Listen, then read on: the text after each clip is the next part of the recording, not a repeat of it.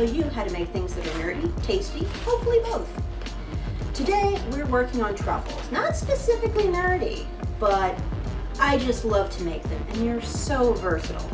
You can make them fancy, you can make them simple, you can make them elegant, you can make them whimsical, you can make them all kinds of flavors, all kinds of textures. Today we'll be doing simple ganaches, but I'm going to show you a few ways you can dress it up. I encourage you, in fact I implore you, to experiment with your own flavors and see what you like best. But if you're ready to start, I'm ready to start, so let's get started. This step is optional, but I really do recommend it. Go ahead and chop up your chocolate, whether you're using it chocolate bar or whether you're using chocolate chips like I am, or some other format. It's just going to make it so much easier for the chocolate to melt into a nice, smooth, silky ganache. If you choose to skip this step, that's still going to come out with a very nice ganache. It'll just take longer to stir, and you might have a few little chunks in it. If you're working from the chocolate bar, you can grate it using a cheese grater, a microplaner, or even the grating attachment on your food processor, if you don't feel like chopping it by hand. Once that's done, we can go ahead and start making the ganache properly. We begin with hot cream. I like to use heavy cream, but heavy whipping cream will also work. Now, many times it is recommended for truffle ganache to use a 2-to-1 ratio, that is to say 8 ounces of chocolate to 4 ounces of liquid. Personally, I like a little bit more of a bite to it, so I often go with 9 ounces. However, you are more than welcome to try experimenting and seeing what works best for you. Now, we want this to be hot but not actually cooking, so I recommend doing this on medium heat and take it off when you see bubbles but not a full boil. After that, we add our chocolate for a basic ganache, and we just keep stirring it until we get the consistency we want. Now, don't get me wrong, it's going to be gross for a while. It's going to be chunky. It probably looks at first like it will never come together, but keep at it and it will. Not to worry. Now, these are chocolate truffles, but I do recommend adding a little bit of vanilla, in this case 1 teaspoon, to just kind of punch up that flavor. It's a subtle thing, but it makes such a difference. After that, we just keep on stirring until we get that wonderful silky consistency that's just, oh, that is just so beautiful. And it may be tempting to just grab a spoon or a dish of ice cream, but trust me, you're going to need to be patient, and it's going to be worth it. For this first batch, we're making rolled truffles. They are the classic original truffle, and they are elegant and tasty, but also really easy. However, it requires a firm ganache, which cannot happen until this has a chance to chill in the fridge. So we're just going to scoop all this goodness into a container and pop it in the icebox for, I'd say, anywhere from a few hours to overnight, even a day or two if you're really pressed for time. Getting it cold enough to scoop and letting it get that nice silky texture is paramount here. I wouldn't recommend freezing it, but the fridge will do the job just fine. Now, once both the ganache and you have had the chance to chill out, it's going to be ready to scoop. I'm using here a little cookie scoop, miniature ice cream scoop. I'm not really sure exactly what you want to call it, but they are so handy. A little squeeze and it usually deposits right out, and they're just so handy. If you do a lot of baking, I do recommend getting one of these things. Anyway, just keep scooping until you run out of ganache, and then you can shape them. Now, I'm going to be super simple here. We're going old school classic with just a cocoa powder dusting on the outside. We just take our scooped balls, roll them between our palms until they're nice and round, and roll them around some cocoa powder. No big deal, but it makes a very nice effect. Now, I'm using food safe gloves for a couple of reasons. First, it keeps the ganache a little bit further away from the heat of my hands, and these are still very meltable, so I like that barrier of protection. Second, it makes cleanup so much easier. And third, when I'm cooking something delicious and my hands get sticky, I kind of want to lick my fingers, but with the gloves there, I don't have that feeling, so I don't have to keep licking my fingers, washing them, drying them, rolling truffles, licking my... it's just the whole thing. But let's say that you don't want to have just rolled truffles like this. Not a problem. I'll show you how to make some lovely filled truffles with our next flavor. Before we worry about the ganache, we're going to start the truffle molds. Here I'm using some compound chocolate or melting chocolate wafers that I've melted according to the package. Most of these will recommend doing your melting in short bursts in the microwave on about half power. Now I also find these lovely chocolate depositors so handy, but a spoon will do the job very well too. You just want to plop a little bit of chocolate in that mold so that we can smooth it around the sides. On that note, I strongly recommend using molds that have smooth, shiny sides. Hard molds like these, for instance, will work great. Silicone molds with shiny sides will also be fine. However, any candy molds with that sort of velvety texture on the inside of the cavities will hold on to the chocolate and make it so much harder to get the chocolates out intact. Those molds are great for ice cubes and solid chocolates, but I really recommend just sticking with the smooth-sided ones.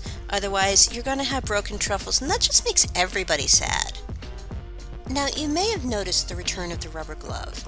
This is one of my favorite ways of smoothing the chocolate around the sides. I've heard many different ways of doing it. Some people say use a food-grade paintbrush. Some people say tip the chocolate around and, turn it upside down so that all the excess falls out. I don't like wasting chocolate, and this is a pretty easy way to deal with it. So if you want to give it a shot, then this is how I deal with it. Once you've coated all the cavities and there's no gaps, go ahead and pop these in the fridge while we make the ganache. Speaking of, this time we're going to be making an orange ganache. It's a wonderful, sophisticated flavor that's not that much work, but it really packs a punch.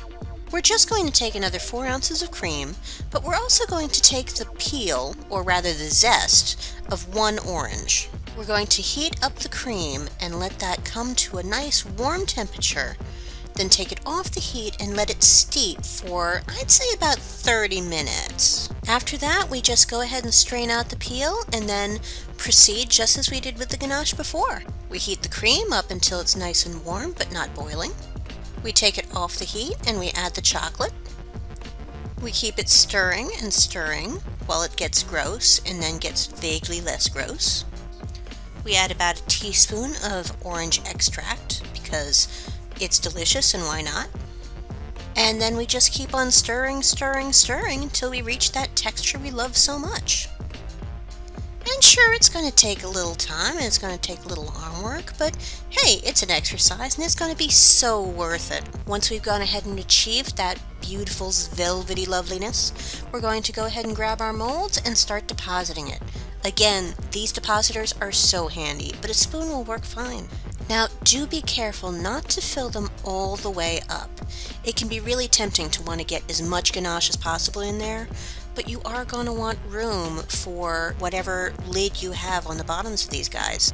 Every so often, and also when you're finished, go ahead and tap these on the counter to get rid of any air pockets. Then just pop these puppies right back in the fridge and get your coating chocolate ready again. Now that these have had some time to chill out in the fridge and the coating chocolate is ready, we're just going to cap them off and smooth it down with the back of a spoon. Now, long as I've got you, a couple quick notes about chocolate. Again, follow the directions on your package when it comes to using the melting wafers. Chocolate is very finicky. It can scorch super easily. Also, make sure that your spoon, your bowl, and anything else that's coming in contact with the chocolate is bone dry. 1 little drop of water can ruin a pound of chocolate faster than you can blink. Now, it doesn't matter with the ganache because we're actually making that liquidy on purpose. But if you want your chocolate to be solid and stay solid at room temperature, it absolutely has to be completely without any moisture at all. That said, once we have this smoothed and jiggled into the right shape, it just goes back in the fridge. And I would let this sit for a good half an hour, but longer is better if you can do it. Those are so nice, but let's make a couple more flavors just for fun, because I'm on a roll and nobody can stop me. Here I have another tray These are actually designed for an Oreo, but they make wonderful huge truffles. I've, just for fun, put a little bit of white chocolate in some of the depressions in a little heart shape, because we're going to see how that works out when I just add more chocolate on top. Spoiler alert, it does cause some smearing and a little bit of swishing of colors, but honestly they tasted great, so I don't really care. I tried something new, I learned something, and that is the most important thing. It is never a waste to try something new. Once again, we're going to glove up. We're going to spread that chocolate on the sides so that all the edges are covered with a nice thin, but not too thin layer of chocolate. Then we're going to put this in the fridge. Now for our third variation, we are going to be making espresso truffles, which is super easy. We just heat up the cream as we did before, but this time we throw in a little bit of espresso powder. Here I'm using 1 packet of instant espresso, but a teaspoon from a jar will do just fine. Now I know you can guess the plot from here. We're going to heat this up until it's bubbling but not boiling. Take it off the heat. Stir in chocolate. Stir, stir, stir, stir, stir until it's that beautiful texture, that perfect texture. Then we're going to drop it in our molds that have been chilling in the fridge. Tap out all the air bubbles, chill them again, then cap them and chill them one final time before they're ready to go. And that's going to leave us with 3 beautiful flavors, but my dad was fond of saying that the best kind of excess was wretched excess. So let's try an adventurous 4th flavor. To differentiate these from other truffles, I'm going to just spread a little bit of white chocolate on the insides of some molds and chill them out so that we can make some lovely special chocolates. Wait, it's fine, come on back to me. These are just going to be spicy truffles. So something you don't really see too many places, but having tried them, they're really good and I do recommend them to anybody who likes a bit of spice. So anyway, the white chocolate's ready, so we're just prepping the molds once again with chocolate melts, same old, and we're moving on to the ganache. We are using the same proportions once again, 4 ounces of cream, but this time we are going to be adding about a teaspoon of red chili pepper flakes. Just like with the orange peel, we are going to let this steep for a little while and then strain it into a fresh pan. We heat the cream, we take it off the heat, we add the chocolate, we stir, stir, stir, stir, stir. You know how it goes. And let's just do a little quality control. Oh yeah. That's a winner. I'm going to go ahead and add some salt now, about a 1/4 teaspoon, and mix that in really well. After that, it's the same old song. We put these in the molds, we chill them, we cap them, we chill them again. And there you have it, 4 delicious variants on truffles. But these don't just look pretty. Let's find out how they taste. All right, so let's get some honest appraisals about those truffles we made, okay? We have again my friends, Nicole and Justin, and they're going to give me some opinions. Let's start with the plain truffle. Okay.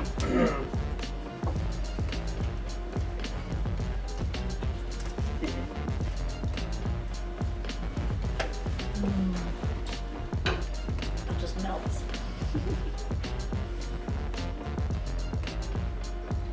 Got the whole thing in Wow. That's very gooey and chocolatey and delicious. Thank you. So simple, Yeah. easy, but it really works. That's like comfort right there. So it's hard to beat the classic, but let's see if the other ones will top that. How about the orange one next? Okay. All right.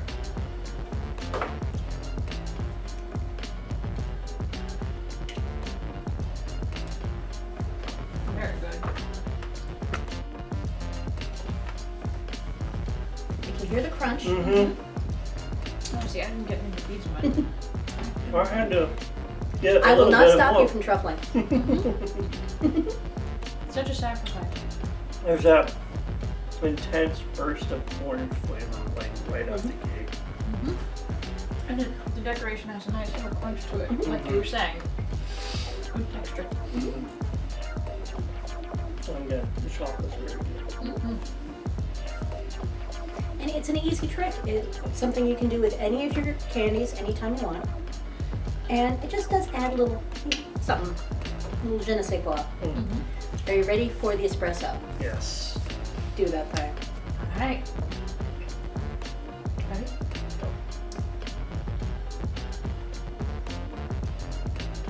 And that's really good. Nice, strong, rich coffee flavor. Very good. Very tasty. Yeah. I like that. They're all good. The espresso is probably my favorite. Awesome. I'm glad it's the biggest then. Fun fact, the molds for those actually are supposed to be for a chocolate covered Oreo. But Oh, instead really? it makes a nice big dessert sized truffle. Nice. Because why not use something for more than one use, right? Yeah. I mean, it was like more chocolate. Exactly. Yeah. Now, because you don't like spicy things, only you have the spicy truffle. All right. At your leisure, when you are ready. I'm gonna Gird yourself. cleanse the palate. Shall we get some milk ready? No, I will be good. Don't quote me on that. One way or another, this will be great on YouTube.